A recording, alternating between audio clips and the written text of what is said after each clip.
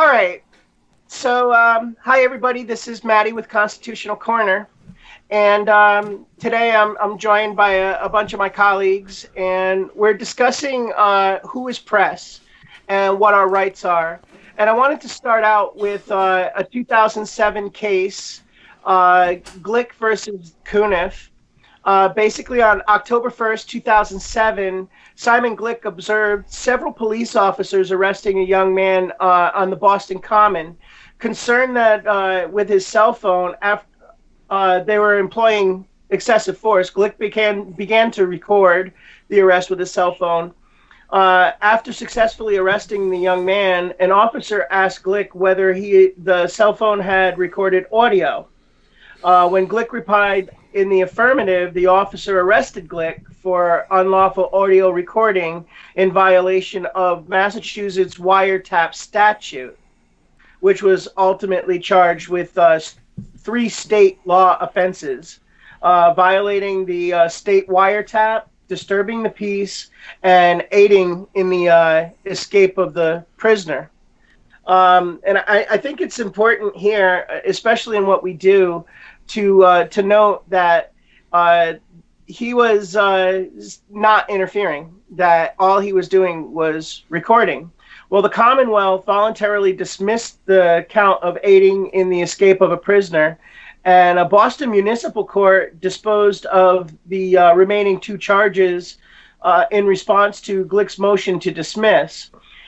In particular, the court found no probable cause supporting the wiretap charge because the law requires a secret recording of the officers admitted that Glick had used his cell phone openly in plain view to obtain the video and audio recording.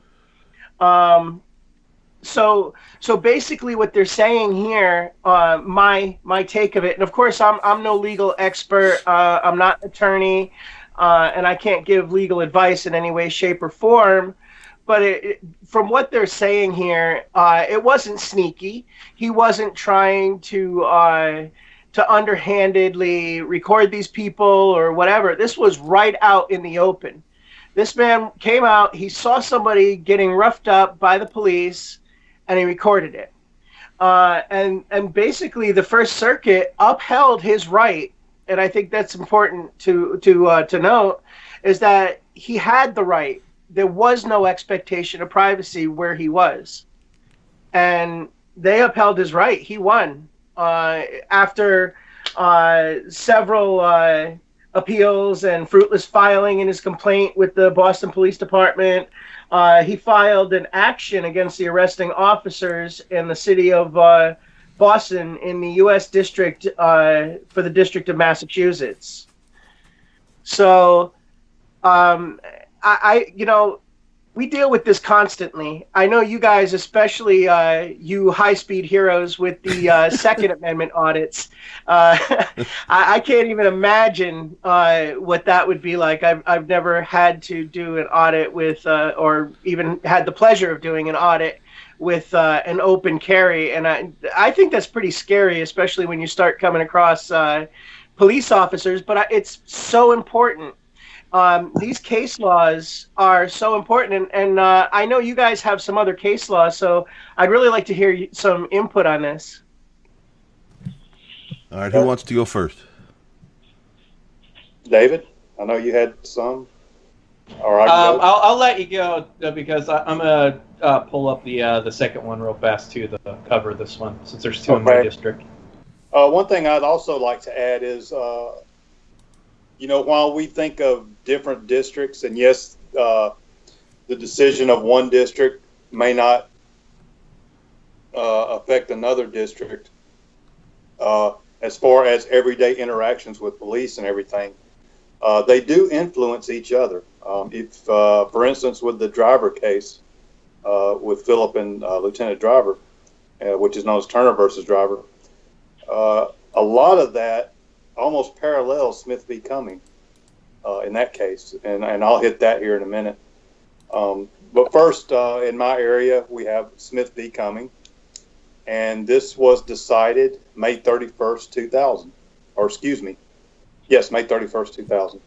And that's a long time, and we still see a lot of these things going on that shouldn't be. And not to be redundant, but on the other shows, like we've said before, on paper, you would think everything was fine and dandy. So anyway, James and Barbara Smith filed suit against the city of Cumming, Georgia, and its police chief, Earl Singletary, pursuant to the U.S. Code, we know 1983, alleging that the city police had harassed the Smiths, including a claim that Mr. Smith had been prevented from videoing police actions in violation of Smith's First Amendment rights. So, as to the First Amendment claim under Section 1983, we agree with the Smiths that they had a First Amendment right subject to reasonable time, manner, and place restrictions. Now, just like Constitutional Corner was saying, I'm not a legal expert, and I cannot give legal advice. My take on that is, when you read those three, and EOG, you can step in if you want, reasonable time, time, manner, and place restrictions applies to those things already in place, not on a whim.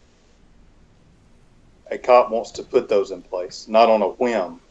Obviously, if you're in, crime scene tape and you can't interfere, go inside a crime scene and things like that, that's a restriction. But, as far as filming from a public space and nothing going on, there's no restrictions. That's my take. Okay. Now, moving on, they had a First Amendment right subject to reasonable time, manner, and place restrictions to photograph or videotape police conduct. The First Amendment protects the right to gather information about what public officials do on public property, and specifically a right to record matters of public interest. And they list some other case law that backs it up.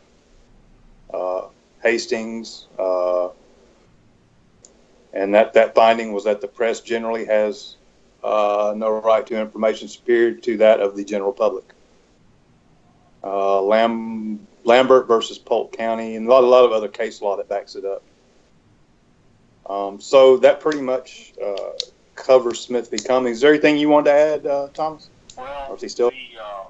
Smith v. Cumming is a very strong ruling by the 11th United States District Court of Appeal. It works. It worked for Jeff and I up in Ware County, Georgia, at the prison up there. It didn't work for Keith at Wetumpka, if I'm saying that right, because yes, you had ignorant, and that's, I can't use. I wish I had a stronger word than ignorant. You had ignorant people that simply didn't care whether the law was there or not, or the ruling. Ware County, we had a warden, an assistant warden, and we had a very, very courteous law enforcement officer that, I would hope everybody would get into the act like I do. Whenever I go out, as just back up or do stuff on my own, I have just basically a document carrier, something you can put over your shoulder, and in that are two laminated copies. That's only 2 pages for Smith Cumming, and then I have usually 10 copies of it. And the first thing that I always do is I present the officer with a copy. I said, "Here, this is yours. Read it." But you've got to, my opinion is you've got to take, and I use the term wiggle room, you need to take all the wiggle room you can possibly get away from these law enforcement officers by handing this stuff to them. That way they can't ever say, "Well, I didn't know about it." Well, you got a video with the document in their hand. Well, tell me you didn't know about it. I mean, that document's 15 years old. It's more than that. That's 16 years old. So I would tell people, carry the documents with you. And I use the word weapon very gingerly, but it's a weapon for us. It's an intellectual weapon. That's the right way to say it. But if you don't use it, they don't care. It's like, you got stupid people out there, ignorant people, and they're going to ignore it no matter what. You could sit there and let a lawyer read it to them, they're still going to say, "Well, that doesn't apply to me." Well, you're going to run into these people. But if you don't have it with you, you're not going to have the opportunity to gingerly hand it to them and say, "Would you please read this?" Because, that's my take on it. And each district has got its own version of this thing. that I know of. I wish I could get some copies of the rest of them. Anybody wants to send me any of something that's relative to Smith Cummings in another district, I'd love to get copies of that. Yeah, I'll have it with you and use it. Go ahead. I'll email you the Turner driver, and it's almost parallel. Almost exactly. Yeah. And one of the reasons I wanted to do this, which is what EOG just kind of touched on, was to be able to have this on video, that you actually handed them the law that pertains to your area, your state, your region, whatever, to actually hand that to them and be able to show to the jury, to the courts, that you gave them the law and they decided to ignore it. That puts it on your side then. That gives you that as you said, weapon, and I'll use that gingerly as well, in court to prove your case. Well, there's nothing wrong with an intellectual weapon or taking wiggle room away from them. I mean, that's basically for polite speech. Lawyers use intellectual weapon all the time in their, dissertations. So, anyway, go ahead, guys. Also, I think it's important to point out that there's a big difference in a 1983 with dealing with one police officer and a 1985 under 42 USC 1985, because if there's two or more officers and they conspire together to say, hey, you're not going to film out here, we're going to get rid of you, well, that changes the ball game a little bit. And there's several federal statutes in place under the United States Code that actually protects us against that. And how many times have we seen where the cops approach you and then they go have a little huddle and they come back with something to press you further with, or arrest you for, or interfere with what you're doing? Yep. Exactly. All the time. Yeah. Yeah. And when they're too stupid to turn the camera off, they get caught. Straight up. One thing too that I've learned in a lot of y'all's videos, and I think all of us have faced this, and I got cued on one of Jeff's videos when the guy comes out there and says, "May I help you?" I said, "Yeah." I said, I'm real thirsty. Could you go over and buy me a drink? Can you? Use these kind of things because you're making yourself look human, first of all, and you're not making yourself look like a provocateur, and you're not being rude or insulting to them. They ask, can I help you? Sure. I'm thirsty. Could you go get me a drink? Just use something like that. You like to say you're downplaying it, but and this is Jeff's favorite saying, you are not making them do anything. You're allowing them to make rules for themselves. So that's another thing too. But get the paperwork, guys, and use it. It's a powerful weapon. Absolutely. Mm-hmm. And it's actually a crime for anybody under the color of any law or statute, ordinance, or regulation or custom to willingly subjects any person in the state, territory, commonwealth, possession, or district of Columbia, deprivation of any rights or privileges, immunities secured by the Constitution or laws of the United States, or to different punishments, pains, penalties, etc., shall be fined under Title 18, United States Code Section 242. And you can actually do up to 10 years or life if they kill somebody. I mean, if they actually shoot you and kill you in the course of your rights, they can actually go to prison for that under federal law. And even if they're just threatening you with arrest, that's a deprivation of your rights. They're scaring you off.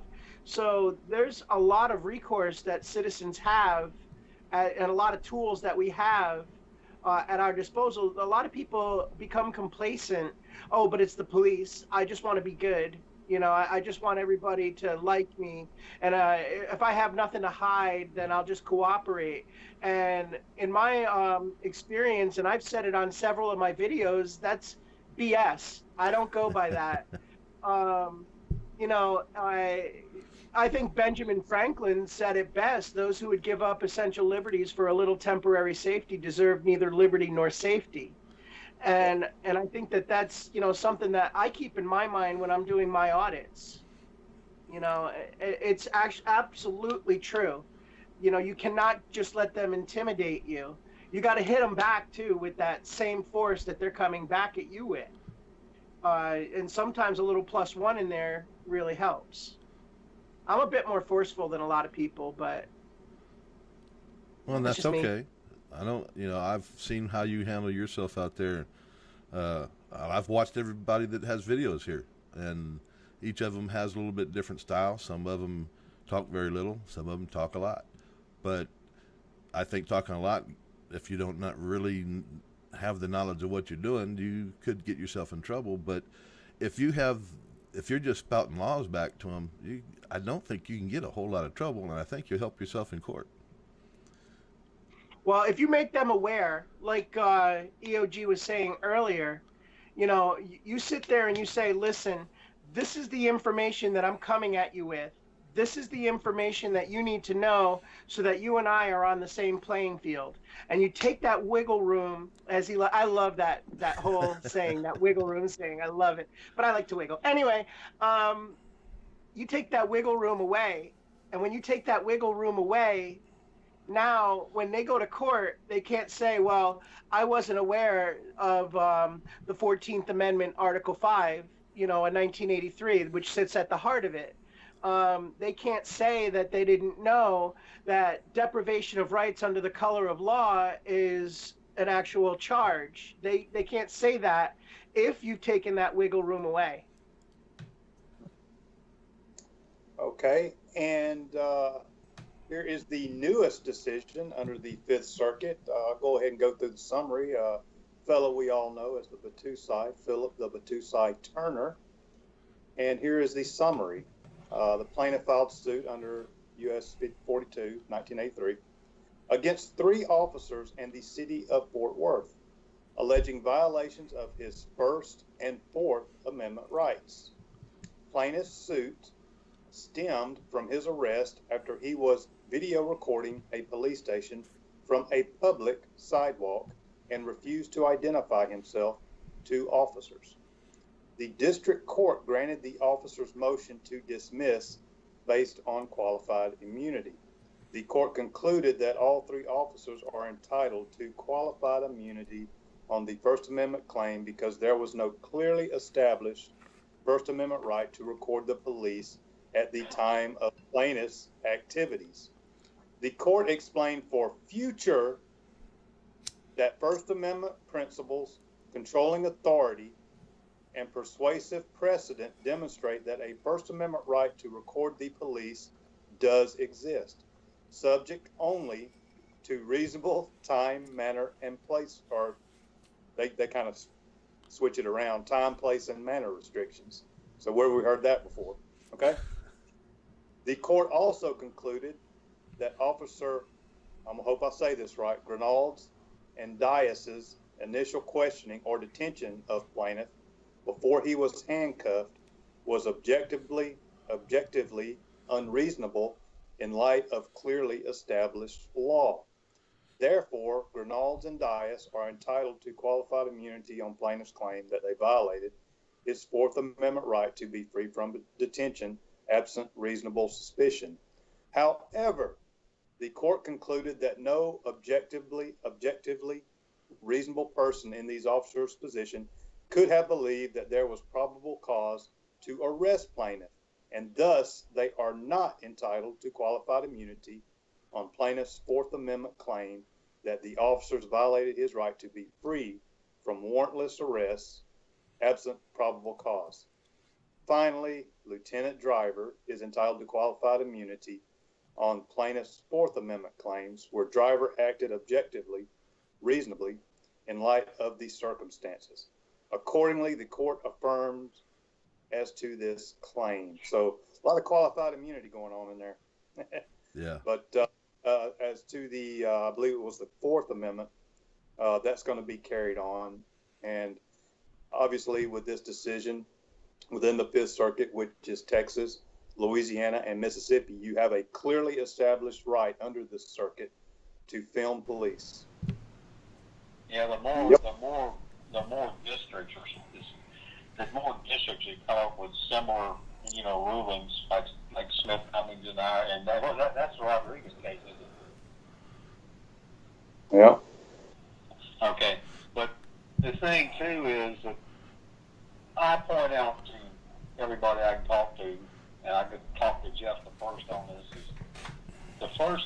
that I recommend any of us do is when we're approached by law enforcement is to get out the number one wiggle room, take it away from them immediately is you're not a private citizen taking pictures.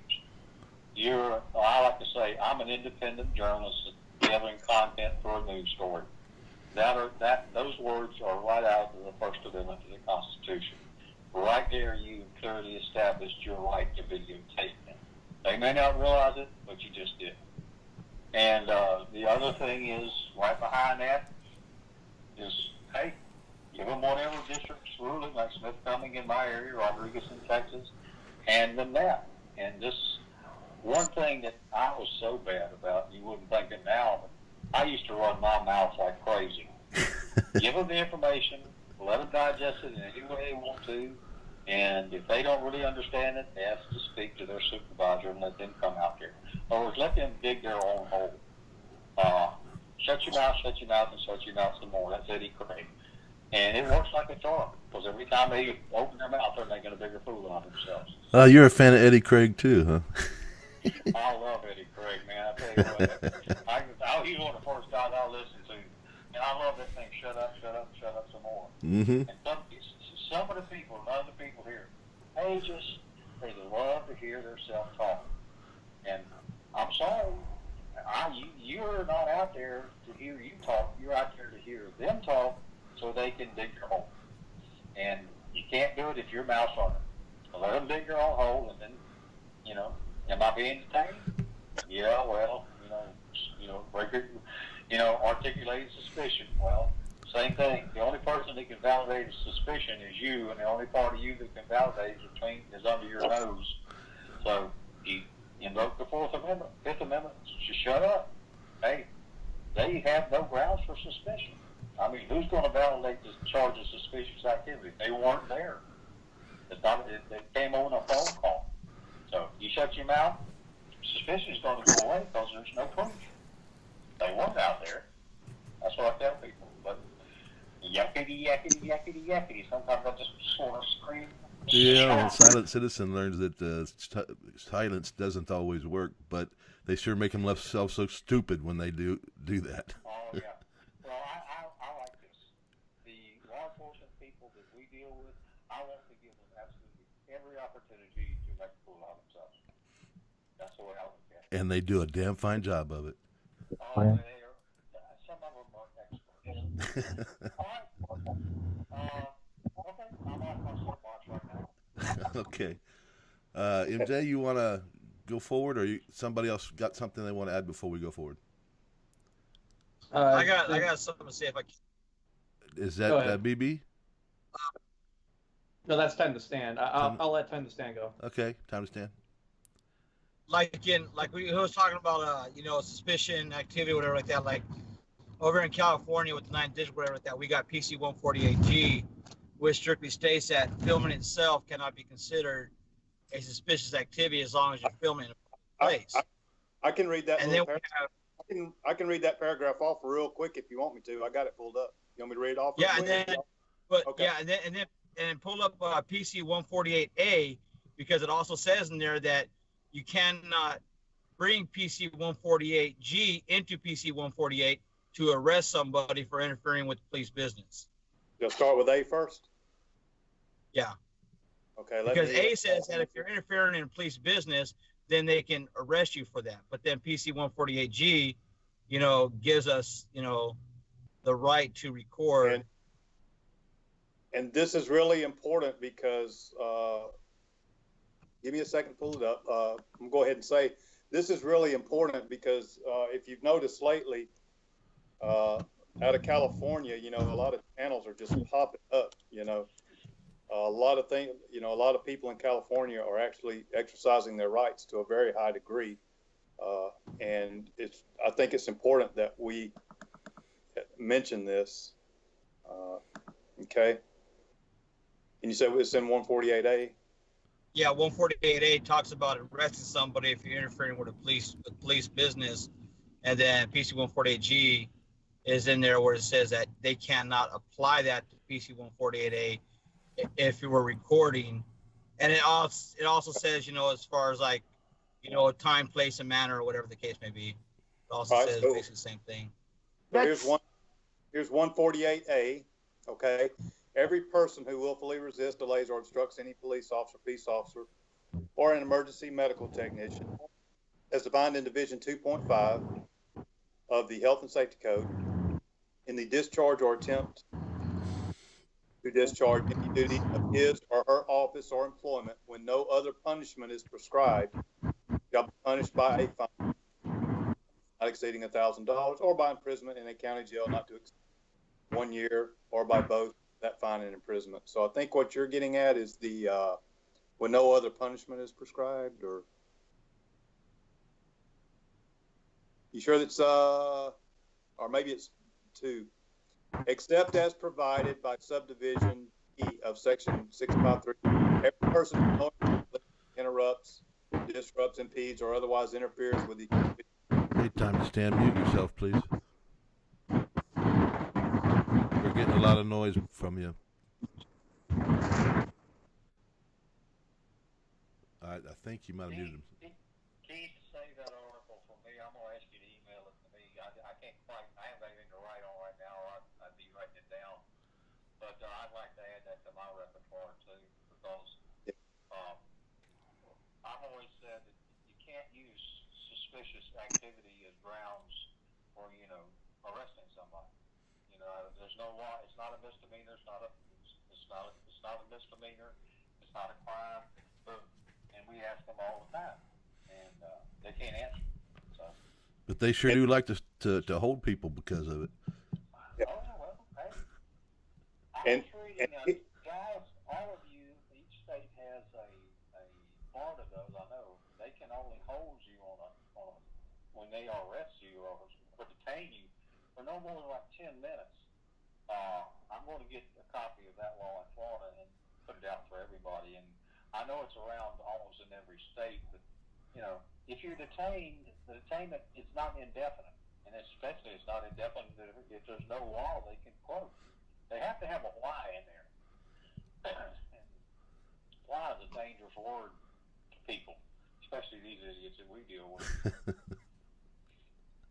All right, and here is. I got no respect for these people. I'll say that right now. Here is one of the if of all the things I've seen, and obviously I haven't gone through all the different states' penal codes, but this is one of the most impressive that I've ever seen, and this is 148G out of California, and it says the fact that a person takes a photograph or makes an audio or video recording of a public officer or peace officer while the officer is in a public place, or the person taking the photograph or making the recording is in a place that he or she has the right to be, does not constitute in and of itself a violation of subdivision A, which I just read beforehand, nor does it constitute reasonable suspicion to detain the person or probable cause to arrest the person. Now, it doesn't get any clearer than that. Yeah. Yeah, say that one, Keith. I want a copy of that one. If you wouldn't be, if you'd be so kind. If you'd be so kind, I'll take you to Popeyes next time I see you. All right, sure enough. Yeah, he wants a copy of that. We're going to go on a trip, not too long into the future, I think. We've been talking about going somewhere, so all right. We're going to keep that a secret. All right, MJ. Hey. We're back to you. Okay, back to me. Just getting back to the reasonable suspicion or probable cause, which are two different things completely. When they tell me that I'm a suspicious person, I really love the comment, and a lot of us use it, and I really love it, is suspicion a felony or a misdemeanor? I love that comment. That comment, it just really freezes them in their tracks, because they know at that point they don't know what you're doing. All they know is you're filming. Well, filming in public is not illegal. So if you know that, and you know that you can't hold me on something that's not a crime, that's a really good tool at our disposal to say, hey, okay, so what do you suspect me of, a felony or a misdemeanor? You say I'm suspicious. What am I suspicious of? What crime do you suspect me of? You can't use the filming part. That's already been established. So what other actions besides filming did you suspect? And they can't come up with anything because you weren't doing anything. You were on public property filming. Maddie, I told you, Doc, you got to stop picking your nose on the camera. Hey, that's not funny. You may think that's funny, but it's not. No, it's just, I tell you what, these people will stoop to any level to try to get you on that. Picking your nose, blowing your nose, combing your hair, anything. And they're just, no, I ain't going into that. I'll get fired up if I do. Actually, OG, I was going to add something to that, and you're right, and that's why I think it's important that when you go out here, be stone cold in your face. Don't really show emotion, I've seen videos, and y'all may have known this video where this kid is outside cleaning his carpet. I think he's at his grandmother's house. Yes, I saw that. Oh, yeah. Cleaning his carpet. And you know why that officer turned around and came back and started harassing him? You know what his excuse was? Because he gave him a blank stare. Yeah. You looked something at me. To that. I might be paraphrasing, but he looked at him weird or something, and he turned around and harassed that kid because he gave him a blank stare, I think was the word. So I think when we're doing this, hey, everybody can do what they want. That's legal. I'm not telling anybody what to do. Me personally, I don't make any type of gesture. I don't make any type of, craziness or freaking. I don't smile. I don't do anything. I just look right at that freaking lens, and I stare at it, and I look around. But I don't do anything. I don't shake my hands. I don't flick anybody off. I don't freaking say anything. I'm standing there, and that way you know that I am doing nothing but being in a public space filming. You can't say I'm doing anything else. That is exactly what I'm doing. I'm doing nothing else. I'm walking around or whatever. But in other words, they can't say, well, I saw you do this. I saw you freaking reach in your back pocket. It looked like he's grabbing a knife or whatever the case may be. My hands are always in sight. I'm looking at the lens, adjusting the tripod, maybe something like that, but they can't say anything outside of filming, and that's just my take. That's what I do. I'm not telling anybody what to do or anything like that. That's just what I do. And I think, that's a pretty good way to do it. I agree. So me wearing a Punjabi outfit and yelling Allah Akbar would be a really bad idea. Got it. Hey, it's 70 degrees and you got your damn bunny boots on, all right? Come on down. I believe me, I do want to take a tour of the southeastern United States at some point. I don't think they heard you, EOG. I said bunny boots has the best online persona for looking just like, a stone, like a statue of anybody out there.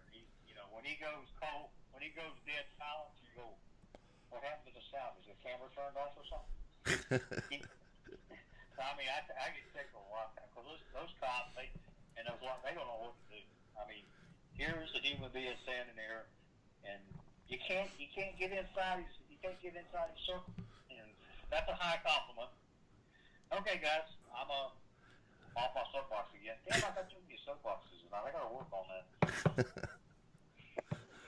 That's okay. We don't mind at all. And it took me 71 years to get here, so guess what?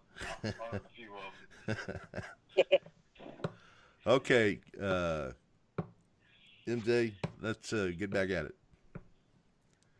Okay, so I guess from here, we've discussed the right to film out there, and we've discussed some federal law. I think guidelines, for me at least, if we're doing this to inform people, I think guidelines and some type of like EOG says, take their wiggle room away. No matter what I do, I always stay on the sidewalk. That's one of my minimum things. I always stay on the sidewalk. I don't go inside.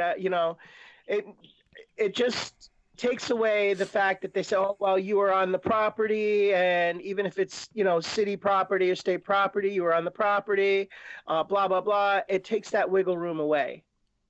I don't know how you guys feel about that. Yeah, that's what I do. I agree. I don't know what else to say, but I agree. Let me add my little 2 cents to this, because I see it on too many videos of people just starting this. They're on a public sidewalk. This particularly around military bases. They film to the north or south, east or west, or wherever they are. There's no doubt they're on a public sidewalk. And here's the entrance to the military base. And the sidewalk curves into the facility, to the front gate. Now, somewhere in there, it changes their property. And most of the time, that's not really, really clearly designated. There's wiggle room right there. So I tell people, and MJ's one of the best on this compliment, don't make that turn. Don't turn in. No matter what you say, yeah, I know where it is, don't. Stay on the public sidewalk. That guarantees you that you're not going to get nailed with, trespassing. But giving them even a little smallest bit of wiggle room, yeah, they were on our property. Because when you make that turn, they think, most of them, that that's their property. Don't give them that wiggle room. Just stay out. You're only going to lose maybe 6 feet of video distance. But don't make that turn. And for sure don't walk. Excuse me, the police stations. When the police stations are set back, don't walk back in there. It's a public sidewalk. We both know it. The trouble is, the guy with the gun doesn't know it. He thinks it's their property. And boom, there you go again. So, stay on the sidewalk. Keep yourself out of a lot of trouble. And also videotape. The first thing you should do is videotape where you're standing. First thing. And that we always try. At least I always try to do. And most of y'all do too. I don't think one of you does that walk around the curb. But, all right. Well, my first video where I had any interaction with anybody was at Randolph Air Force Base. And I knew where I was at, and I knew I was not on their property. But I also knew they may try to lie about it, and they did. I showed before he walked up where I was standing, and I think I even showed it again. I was definitely off their property. I did not go around the turn, but even he insisted. So instead of pushing it, I just walked across to the little island and stood there where there was no way he could say that it was his. He still wanted my ID, and I just kept denying his request, and I finally had enough and walked away. But that was my first one, and man, I was nervous. But I got it done, and I walked away. Hey, guys. I'm really sorry, but I have an emergency. A call just came in. I have to go to my mom and dad's. We have a medical problem. I got to go. I'm sorry. That's okay. MJ, be safe. Yeah, take care of family. Family's first. Well, I think we got enough there to get it started anyway. I wanted to hold it down to an hour, and we still got some time left, but I bet we can fill in that hour with no problem. Especially with some of the... I was going to say I still got the 2 cases sitting here that I can go over for the 9th Circuit, and then also a few other things about like the military base and property line issue. Please do. Well, the thing is when it comes to the property line issue, the best way to stay good, especially like a military base where you have an intersection right there, what you want to do is go no further than where the crosswalk or traffic light's at, whichever one's the furthest. So if the crosswalk's a little bit past the traffic light, do not go past that point, because that crosswalk is still public access where you're allowed to be at. Right. Yeah, I was standing in the ramp. Yeah, exactly. And the ramp is pretty much the best designator right there. I mean, a great example is when Philip went and filmed the Shell refinery there, the Potosi. He was standing directly on the ramp, and then they tried to get him on trespassing, which they couldn't because he was standing on public right-of-way. And now, where it becomes more like a gray line issue is with, say, with Silent Citizen's arrest over at the one Air Force base there. He was standing closer to right before a military gate for an entrance. Now, that one, legally, it becomes more of a gray line, but it can be argued that it is public access up until that gate that opens and closes during whatever time of the day, kind of thing. So that's going to be that's a possible one that might play out in the courts if they really want to put, if the prosecutor really wants to push that charge. But if that does play out in court, it's going to be the one that sets a precedent on that kind of issue. Yeah, but he wasn't far off that crosswalk. I mean, just barely. Yeah, I looked at the crosswalk. I reviewed the video, and he was just a few feet short of the actual gate where, when the officer is telling him to turn off the camera, he pans over and shows exactly where he's standing, and you can see the metal grate and Right. rivet where the gate's supposed to slide across, and he was still south of that, not on the base. He was just standing there filming. He was just standing there filming for at least about a minute and a half. So I don't see any major grounds for that kind of charge being levied on him. Well, even with that though, they never gave him a chance to leave. Yeah, I've actually reviewed. It's 13-1502.A.1, and the charge on the ticket, I'm looking at it right now. It's trespassing in the third degree / reasonable request real property. And I've reviewed it online. I've looked at it, and they have to request that you leave the property, or give you a reasonable request that you leave the property. And I was never given a reasonable request or any request whatsoever to actually leave the property. All he requested was that I turn off my camera.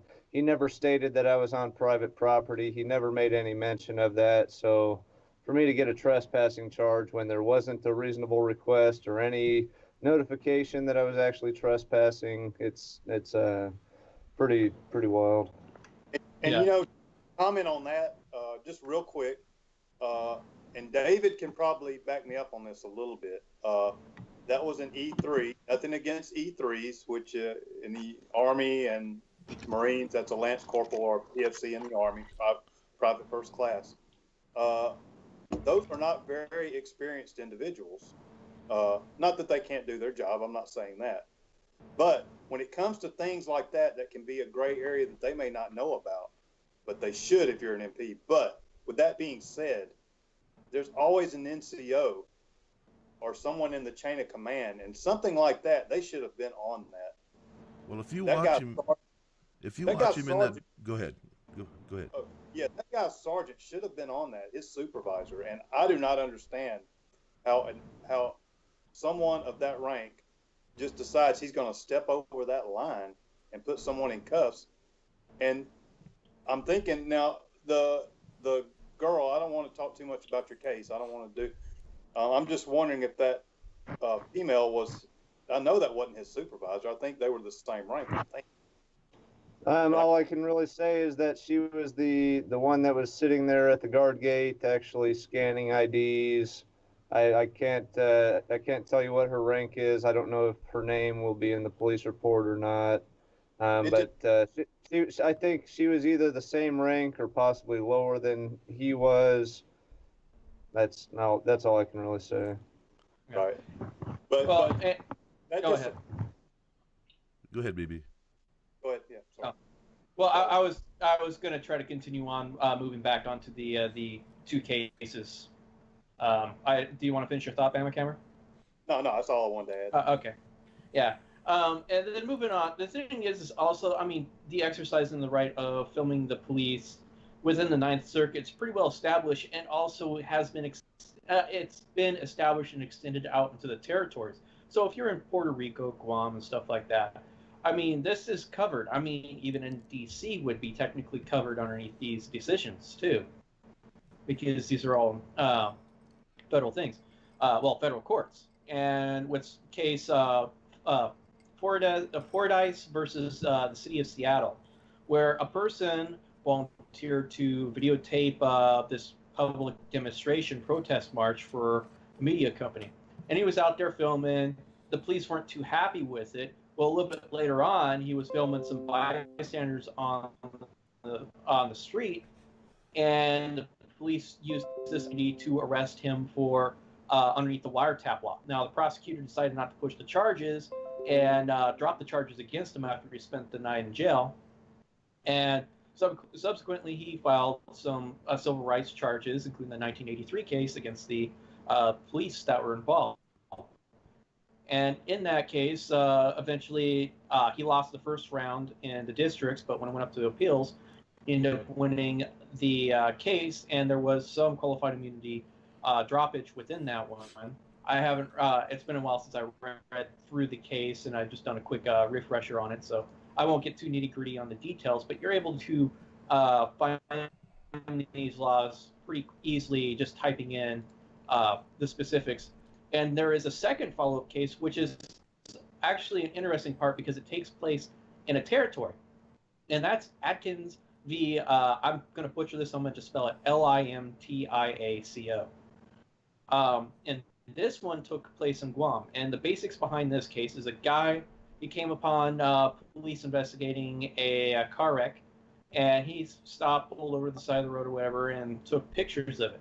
Police weren't too happy about him taking pictures of a car wreck and them at the scene there, and so they ended up arresting him and eventually persuaded him to delete the the pictures from his cell phone.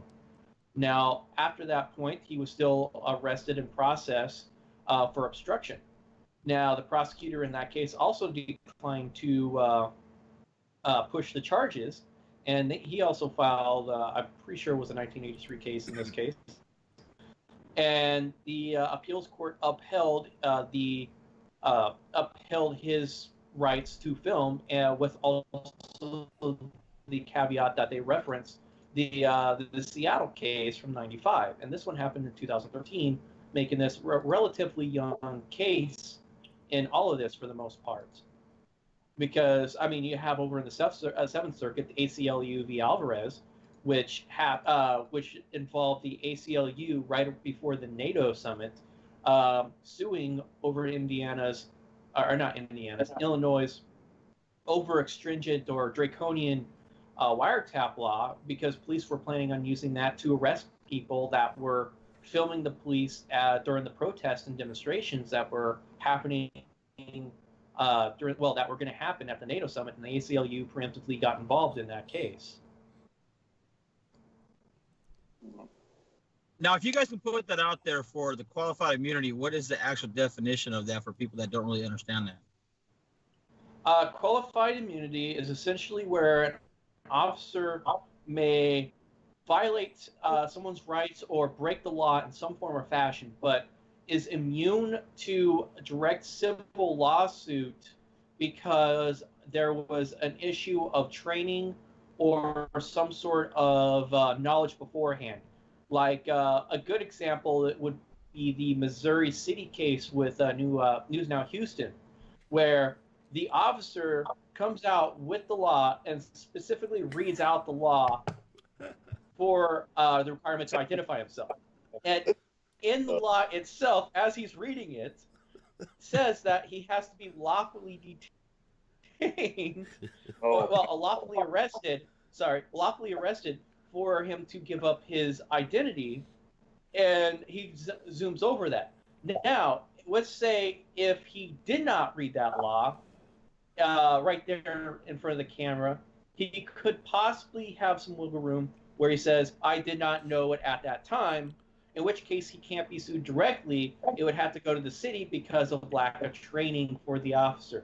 But since he brought out that book and read out the law right there in front of him, he now knows that he has to lawfully arrest him for some on actual legitimate charge in order to get his identity. And so in that case, qualified immunity is no longer an option, and he can be directly sued. Whereas if his training was inadequate or not proper, he is no longer liable for that situation. It falls upon the city and department for that issue. Yeah, he dug. But what about the fact? But what about the fact that they tell us citizens, or however you want to call us, that ignorance of the law is no excuse, I mean, shouldn't that apply to them also? Well, it should, but I would just That thinking go to court sometimes and say, well, I have qualified immunity because my training, they didn't train me in school about this. there is actually a Supreme Court case that says otherwise. Did you know that? Guys, let me ask you a question. Give me a few minutes here, and Hey, I'll Bunny Boots. get Uh, the case because it just happened in the last 2 years. It's Bunny yeah. Boots, EOG wanted in for a minute. Can we come back to you in just a second? Okay, EOG. Yeah, that's gonna take me a few minutes here. Mine's not going to be very long. In the state of Florida, and I speak for the state of Florida, obviously, when they come up and ask you, of course, we all know that there's no federal law or state law that says you have to carry identification on your person if you're walking. Now, I'm not talking about concealed carry. I'm not talking about driver's license.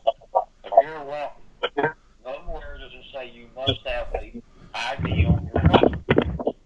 So, now, you still have to answer or respond to a request to be identified.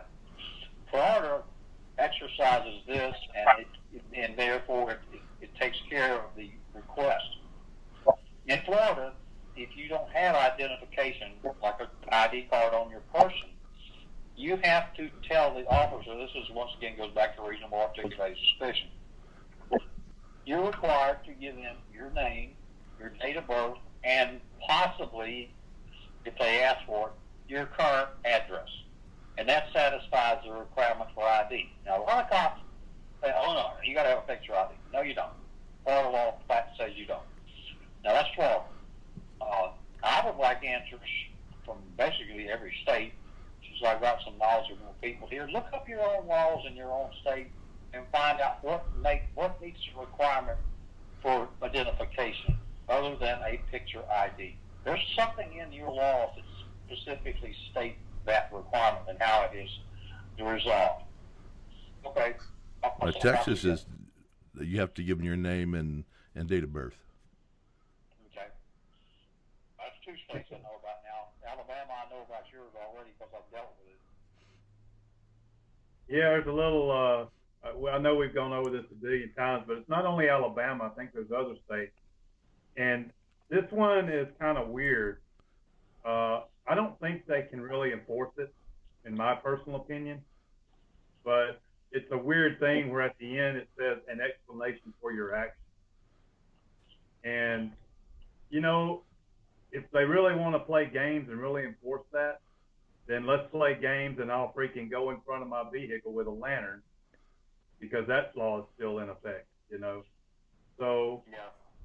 I don't know if they can really enforce that. And I think it's one of those laws that maybe they can trick people into actually explaining stuff in there. Maybe that's why it's in there as a trick, because there's so many There has to laws. be some way for law enforcement to identify the person that they have in front of them. If they have that the burden of proof has been out there that, you know, we can articulate suspicion. But also, it's not a burden of proof. It's just, I don't have any identification on my person. You know, Yeah. And as far as the explanation, I was walking that way, and now I'm going to walk that way. Right. Yeah. And I'm going to remind everybody in Texas too, we have to be under arrest before we have to ID. It, you know, as far as like walking down the street or something, not including driving and Lawfully. This is not a stop and identify state. right. And I will remind everybody, even a stop and identify state has to meet up with RAS. So Yeah, absolutely. Yeah. all right, David, I have go the back. I pulled up the case. It is Hine v. North Carolina. And in that case specifically, it involves an officer over in North Carolina pulled over a person because he had a broken tail light. Now, it turns out in that state, the broken tail light is not actually against the vehicle code or anything like that. And what happened when the officer pulled up over that person, he got suspicious because he was looking for criminal behavior or whatever, and they end up doing a search of the vehicle, and they came across some drugs or something like that. Well, what happened was the entire incident was, how should I put it? They were trying to get the evidence thrown out, or that search thrown out, because of the reason for the stop was not valid in the first place. In which case, the Supreme Court, this all went all the way up to the Supreme Court, said that the evidence can still be used despite the fact that the initial reason for the stop was invalid. And so this is where the entire ignorance of the law kind of thing comes into play for the officers, where they can be wrong about it, but they make just, let's say the officer thinks that it's illegal for you to have only two brake lights in the back, and your vehicle, and you have three or something like that, or vice versa. Now, if they're wrong about that law and they make that stop on you, and then they want to do some further digging or whatever, all that stuff after that is still admissible for the most part when it comes to the courts. And so that's where you got to be careful with on that kind of issue. All right, well, we're getting close to an hour. Have we covered what we want to cover tonight, or does anybody have something they want to add? I got a couple questions for Bernie Boots there, if I could. Now, when like you see, like California Guardian, when he was stopped over here, and they told him for the reason why he's being detained is because he could be committing espionage or whatever I can find. Now, even as far as me, with my Anaheim video, you know, the officer used the fact that I had 3 dots on my hand. I could be doing counterintelligence for a gang and whatever like that, even though I explained to him, you know, what I was doing before the camera went back on. Now, what about when a cop brings up that for reasonable suspicion to detain you for recording in public? What is your best recourse in action when an officer pulls that up? Espionage requires repeated actions for the most part. They can't just say the first time that you're out there filming is the, oh, you're doing espionage. No, in that case, it requires further investigation and all that stuff, in which case it's not going to be covered. You can say that kind of an issue cannot be easily used as a suspicion thing. Now, if you're out there going out there exact same time of day, let's say 4 o'clock or 5 o'clock when everybody's getting off work, or there's a shift change, you're going out there and filming repeatedly, that might be enough to raise suspicion to do a warrant and actually issue a warrant and to conduct a stop and question if possible. But beyond that, they don't have any legal recourse that I've seen so far to literally forcefully detain you and ID you. They can follow you. That's legitimate. They can take your picture and run you through some sort of picture identity, some sort of picture database with known intelligence issues or criminal elements kind of thing. But they can't actually arrest or detain you unless they have hard evidence that there is espionage going on. And even then, it's really hard to do if you're doing a repeat visit, exact same time kind of thing. They can be suspicious, but they're going to need a warrant and all that stuff for further investigation. One of my most interesting ones was pre-operational surveillance, is what they were trying to say. Oh my gosh. Hey guys, I got a question. Jeff asks me this all the time. How many police officers have been killed by a camera videotaping? Yeah. I don't know of any. I'm still waiting for a positive answer on that one. I haven't got one yet. Yeah, I've heard that question several times, and I'm going, yeah. Well, I'll push it even further, and I would like to know what data they have on people who have been filming out in public. How many have they caught that were filming a building or whatever? How many have they caught that were terrorists? I'm really curious. Yeah. Maybe they did, but I'm just asking. I'm just wondering. And just like a lot of times when they weren't doing the police killings and like when police killing citizens or whatever, whether it's justified or not, they weren't even keeping track of that. They couldn't even get a total number of that. So something tells me this will probably be impossible to get track of. Well, do you want for the United States or do you want To international? find out what that number was. I just thought it was a really good question to ask them when they talk about, well, you know, these times of terrorists and all that. My question, next question would be, officer, what proof do you have of that statement that you just made? Yeah. Can you tell me what kind of articles, or can I go to your police station over there and do a public record request and see how many, people have been killed by terrorists taking pictures of your building? Where's the proof? Or as Win Dixie used to say, where's the beef? Yeah. There's no. Yeah. There ain't no. But they're going. I actually like what News Not Houston said on one of his videos. He said that career killer 3,000. Okay. Now, David, were you finished, or did you have something that you were trying to add in there? Well, I was asking, did you guys want the stats for international or just the United States? I would go with the United. I would go with any of it because I don't think you're going to find much of it. Because right now I'm still waiting on a confirmation because in the United States, 0. Now over in the UK, I have I'm still waiting to get some more details specifically about the case. But the details that have been relayed to me was there an incident back around 2005 where this guy, he came by this building or something like that and took a couple pictures of it, and then came back the following day around the exact same time, took some more pictures of it, and the security guy saw this and thought it was a little bit off, and so they had some officers sort of tell that person until that person met up with a person of interest that was on some sort of watch list. And they ended up getting a warrant and did a raid over there in the UK, and it turned out that they ended up finding that group specifically having a bomb. Now, as I said, this is all speculation because I haven't been forwarded any hard facts about this detail. This is all hearsay. And so, and this is all in reference to a video on Happy TV's channel, who's active over in the UK, been filming various buildings. Watch him. Yeah. And because there was a security guard that made reference to them actually catching someone that was filming.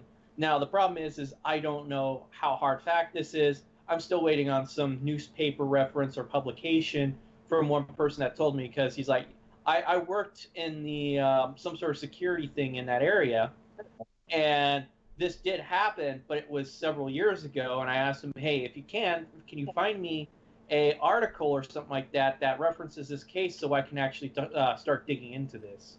So I'm just waiting on that one thing to really dig into it, and I want to actually cover that in a video because it does cover security concerns and all that stuff. And I really want to cover this kind of filming and all this aspect from that security-minded thing, because I have done security when I was in the military, doing gate guard and wall covering, that kind of stuff. ECP, entry control point. Boy, yeah. I became a master at that. Hey, but, everybody, I would you like said to. USA was zero, though, right? Everybody, I would like to end this now, and we can keep talking, but I want to end the recording. And anybody wants to hang around and keep talking, we can do that. So I just want to make sure everybody that listens to this knows that MJ from Constitutional was corner, and she was presenting some laws and stuff for us. We've got Bama Camera, we've got Bunny Boots, Silent Citizen, Time to Stand, we've got EOG, and myself, Steve from PNP News, and this is going to be up on PNP News In Depth, which is the secondary channel where I'm putting this podcast, video cast, whatever you want to call it, and I'm not putting it on my main channel. So anyway, I'd like to thank everybody for being here, and as I said, if you want to hang around and keep talking, we'll do that. Let me end this. Come on, Kirster, get over there. We got to slide over to the other screen here.